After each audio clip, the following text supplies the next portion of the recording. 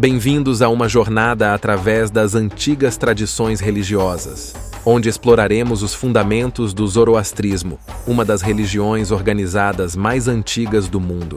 Fundada por Zoroastro, também conhecido como Zaratustra, esta fé tem influenciado não apenas as civilizações antigas do Irã, mas também deixou marcas em filosofias e religiões posteriores. Prepare-se para descobrir os elementos únicos do zoroastrismo, desde sua cosmologia dualista até a intrigante figura de Zoroastro. O zoroastrismo apresenta uma cosmologia única, destacando a dualidade entre o bem e o mal. Dentro dessa estrutura, Ahura Mazda, o Senhor da Sabedoria, reina como uma divindade incriada e benevolente. Os ensinamentos fundamentais de Zoroastro, incluindo o monoteísmo, messianismo e livre-arbítrio, tiveram impacto não apenas em sua época, mas também moldaram conceitos em religiões posteriores. Raízes e desenvolvimento histórico. Este caminho religioso tem suas raízes possivelmente no segundo milênio antes de Cristo, mas entra na história registrada por volta do século VI a.C. Ao longo de mais de um milênio, o zoroastrismo serviu como a religião oficial dos antigos impérios iranianos. No entanto, o declínio se seguiu com a conquista árabe-muçulmana, resultando na perseguição dos zoroastrianos.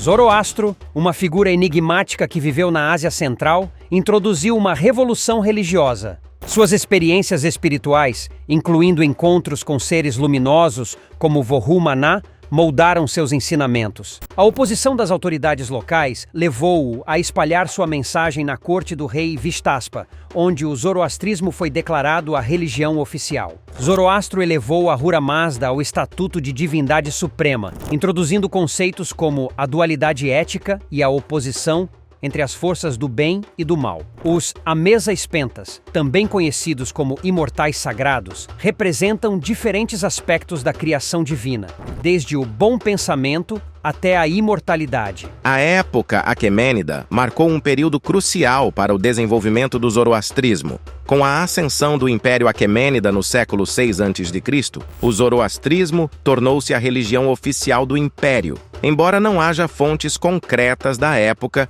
que mencionem explicitamente o profeta Zaratustra, ou termos característicos da fé zoroástrica. No entanto, muitos historiadores acreditam que os aquemênidas eram zoroastristas, ou no mínimo, adoradores de Ahura Mazda. Ciro II, o Grande, que derrotou Astíages em 549 a.C., é notável por ter fundado o Império Persa e por ter adotado o zoroastrismo como a religião oficial. A dinastia aquemênida, em geral, mostrou uma postura relativamente tolerante em relação às diversas religiões dentro do Império, respeitando as práticas religiosas locais para evitar revoltas. Dário Prênure foi o primeiro rei aquemênida a se proclamar devoto de Ahura Mazda oficialmente. Apesar das narrativas sobre a tolerância religiosa dos aquemênidas serem contestadas por algumas fontes, como a inscrição de Beistum, há evidências de que eles respeitavam as crenças dos povos súditos. Os reis persas enviavam sacrifícios e oferendas para cultos religiosos diversos,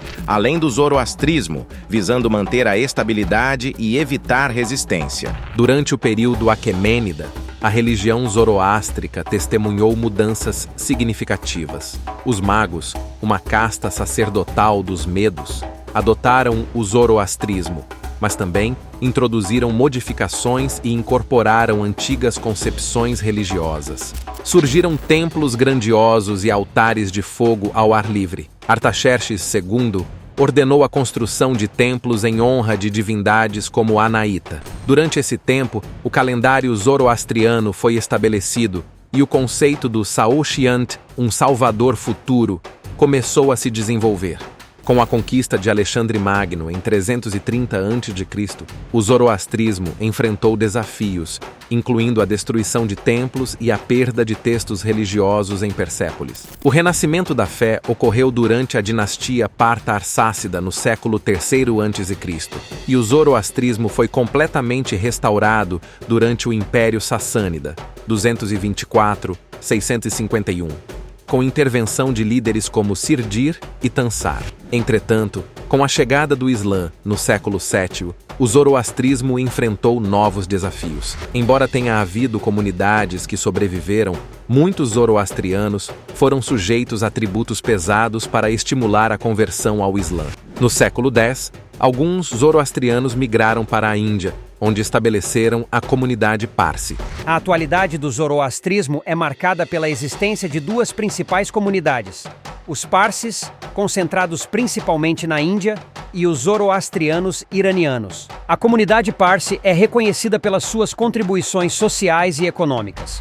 O zoroastrismo iraniano mostra-se mais aberto à aceitação de conversões. Quanto às doutrinas e crenças, o zoroastrismo influenciou outras religiões mundiais, como o judaísmo, cristianismo e islamismo, com conceitos como a imortalidade da alma, a vinda de um Messias, a ressurreição dos mortos e o juízo final. Os textos religiosos fundamentais são encontrados no Avestá, embora muitos tenham sido perdidos durante a invasão de Alexandre. A escatologia individual destaca a Ponte Simvá, onde as almas são julgadas com base em suas ações. O sacerdócio, os locais de culto, templos de fogo, os rituais, como o Navjot e o casamento, as práticas funerárias, torres do silêncio, e as festas, como o Nowruz, também desempenham papéis essenciais na prática zoroastriana.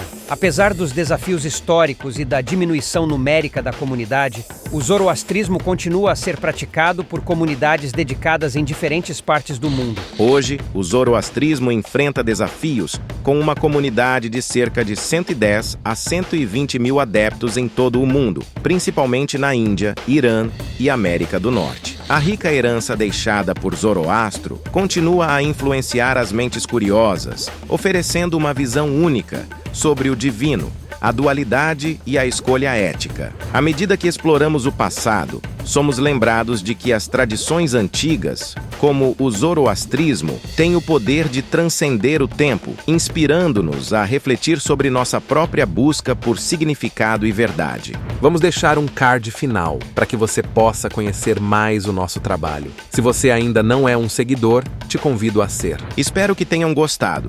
Por gentileza, deixe seu like caso tenha gostado, deixem seus comentários e questionamentos que responderemos a vocês. E continue conosco para uma jornada mais aprofundada na espiritualidade. Você também pode ajudar o canal comprando com os links na descrição do vídeo. E lembre-se que é na busca pela verdade que encontramos a essência da vida. Tenham todos um ótimo dia.